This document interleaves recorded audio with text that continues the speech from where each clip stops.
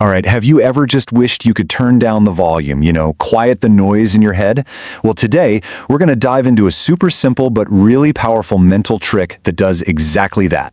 It's all about learning how to step back and become the conductor of that kind of chaotic orchestra that's always playing inside our minds. Oh, you know that feeling, right?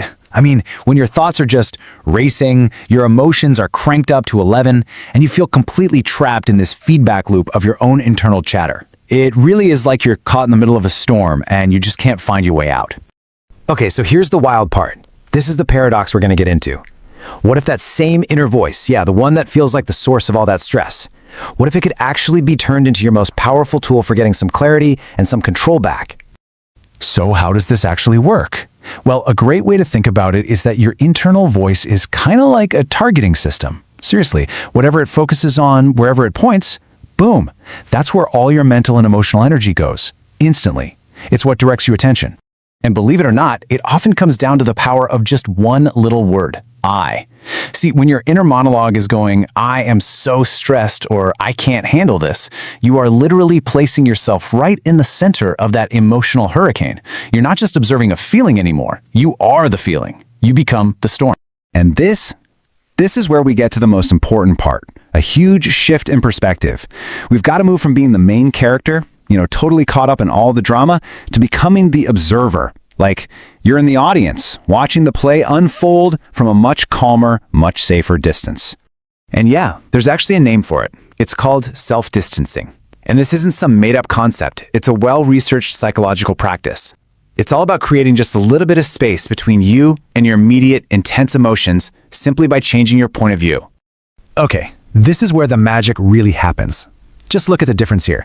On one side, you're the participant. You're totally immersed. You're overwhelmed. You're thinking, I am so stressed. But then you shift to the observer. Suddenly you're detached. You're more analytical. The question completely changes from, why am I so stressed, to, why is your name feeling stressed? See that? That tiny little linguistic change creates a massive amount of mental space. All right, so let's get practical. How do you actually do this? Well, the great news is this isn't some complicated psychological exercise that takes months to learn. Nope, it's a simple trick you can literally start using right now. So here it is. This is the core of the whole technique. The very next time you feel that wave of stress or anxiety starting to build, I want you to talk to yourself, using your own name. That's it. That's the secret sauce. That's the little trigger that flips the switch in your brain, taking you from participant to observer. Look, the whole process really breaks down into just 3 easy steps. Step 1, notice. Just become aware of that moment you start to feel overwhelmed. Step 2, pause. That's it. Just take one deep, calming breath to create a little space. And then step 3, reframe. This is where you talk to yourself using your name. So instead of thinking, I have to get this done, it becomes, okay, your name, you can figure this out. What's the very first step? And the benefits? They're pretty immediate and honestly profound. People who do this consistently show way better emotional regulation, which basically means you're less reactive, you don't fly off the handle. They feel less stress for sure. They can think so much more clearly when the pressure's on. And, as you can imagine, their problem-solving skills get a serious boost. So let's bring this all back around, back to our idea of the neural symphony. Because this simple trick, this little name game, is what allows you to stop being just another frantic violin, lost in the noise of your own mental orchestra.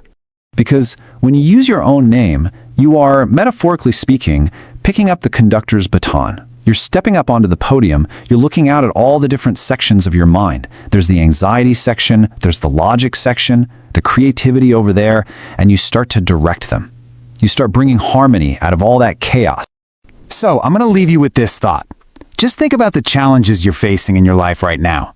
What could you accomplish? What could you solve if you had the power to instantly step back and get a clearer, more objective perspective, right in the moment you needed it most? The conductor's baton, it's waiting for you.